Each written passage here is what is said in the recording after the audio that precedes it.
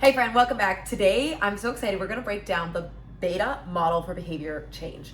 This is an acronym that I came up with. Maybe it exists somewhere else online, I don't know. But BETA is an acronym for beliefs, emotions, thoughts, and actions. So we're gonna break down this analogy and put it on a, Archie's jumping around already, on an iceberg to help you understand how to actually create changes in your life. And this applies to any kind of behavior change, whether that is at work, whether that is at home, whether that's in a relationship. It ultimately all starts, as we talk about it on here every single day, it all starts from within. And if you're new here, welcome. My name is Jess. I started sharing mindset and goal setting content last month because I've been a full-time entrepreneur for 4 years, and this is everything I wish I knew when I was building my business, and it would have been a lot easier and more fun had I known these things.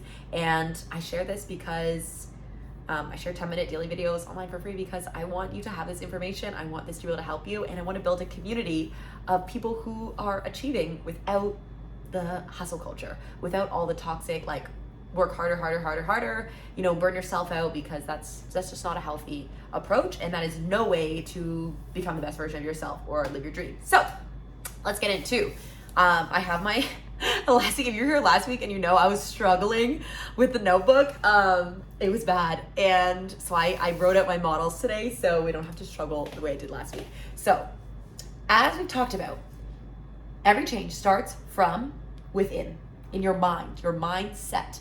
That is your beliefs.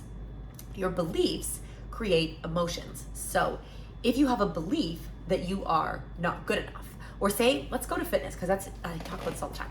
Say you're not fit, right? So when you're thinking about fitness, the emotions, it's belief, emotions, thoughts, actions, and then it goes in reverse: actions, thoughts, emotions, and beliefs. And BETA is a great acronym because now it's easy to remember what order it goes in. It can go up or down. So beliefs, let's write it out. Emotions, thoughts. When I was younger, I thought at one point, I wanted to be maybe a teacher, and I used to love writing on the chalkboard or the whiteboard. I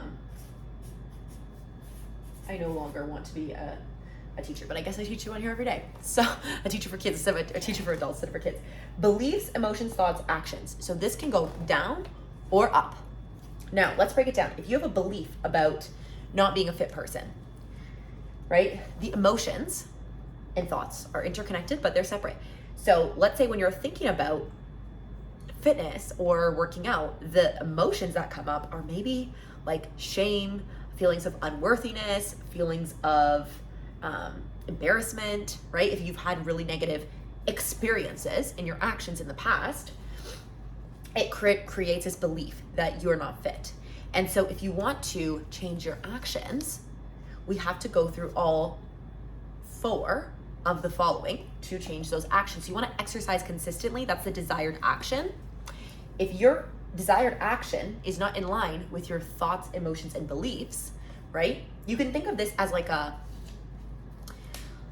a railroad, or when you're like landing a plane and you're, going for takeoff or coming in for landing. This is like your air traffic control. And these need to all be green lights, okay? Green. The fact that I just had a green pen ready, like, hello, Monday, we're on fire. Green lights, okay? They're all green lights. If one of these is a red light, so say you're trying to exercise consistently, but internally, deep down, you believe you're not fit. Red light. And your emotions, when you think about working out, you're like, this sucks, this is so hard, I hate doing this. Red light. We should say flag, red flag, okay? Your thoughts. So you're thinking this is gonna suck, red flag. So how on earth, if you're getting mixed signals, right? You see, it's completely mixed signals. You got red flags flying everywhere.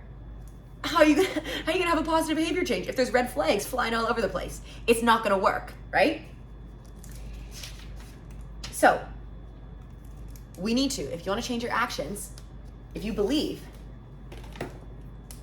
and we can create new beliefs. This is the whole point. This is the work we do every day. We're almost halfway through. Stick with me. This is so good. If we start to believe, and these are all self-reinforcing, okay? So these actually, the flags, the traffic lights are watching each other. And if the other ones start to go green, right, they can see. So we start to believe I'm a fit person. That's the core belief that we need to adopt in order to change our actions. We start to believe I'm a fit person. So then this starts to light up a little bit. And we want to change our thoughts, right? Around, okay, I'm gonna find something I enjoy. I can do this. I'm gonna do this, not perfectly, but consistently. So we start to change those thoughts. This is the mindset work, okay? Mindset work. We change what's in our mind. The emotions start to change around it. We wanna notice.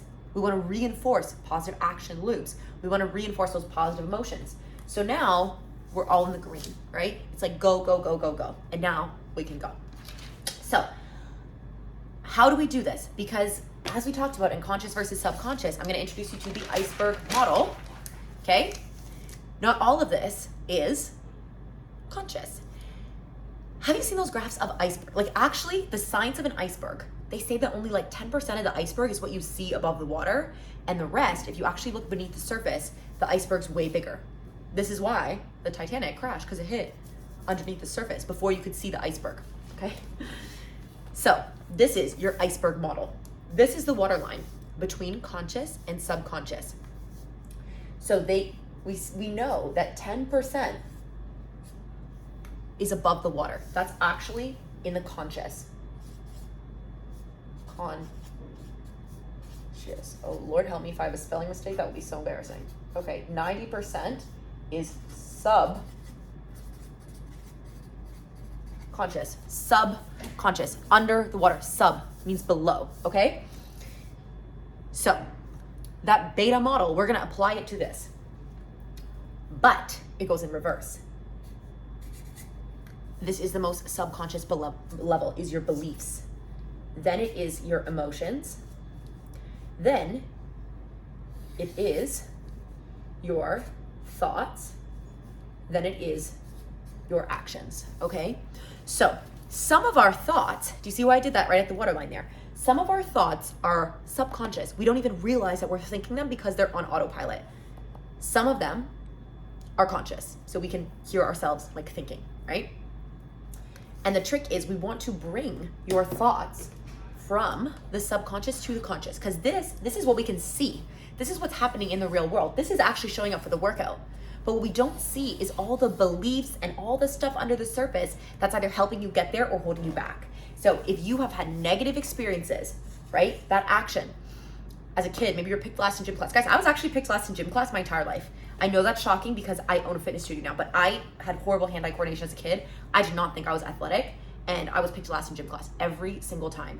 It was a negative experience, right? And so every single week I show up and I keep getting picked last in gym class.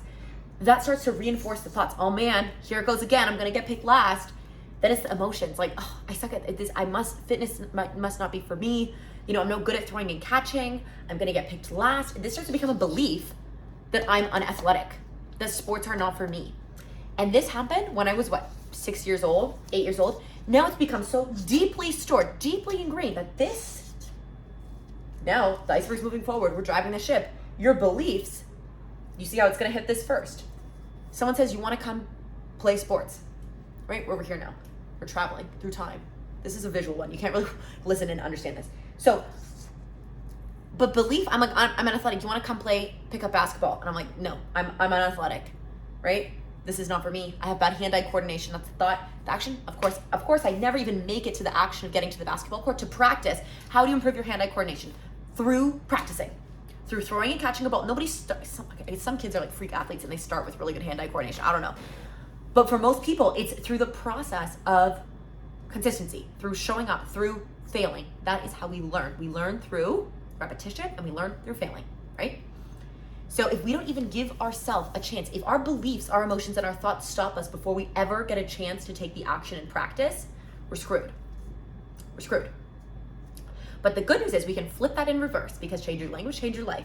If we can get ourselves to show up, to get out of our own way, to get all of these old beliefs and thoughts and emotions about how you're not good enough, how you don't know what you're doing, how you're not worthy, if we can get that all out of the way and just actually show up and get this 10% above the surface to try, then we can start to reframe and build new beliefs, new emotions, new thoughts, okay?